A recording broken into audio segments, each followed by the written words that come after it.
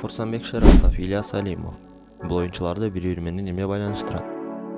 Дордой жана Алай клубунун капитандарынын Африканы сүйлөшүлгөн оюндар натыйжеси бар деген таризе Дүйнөлүк футбол федерациясы бул оюнчуларга оюн көргөзүүгө тыюу салган.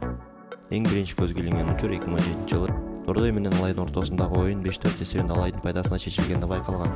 Швейцариялык спорт радар компаниясы таза активдүү оюнду байкаган эмес жана Кыргыз футбол федерациясына арыз менен кайрылган.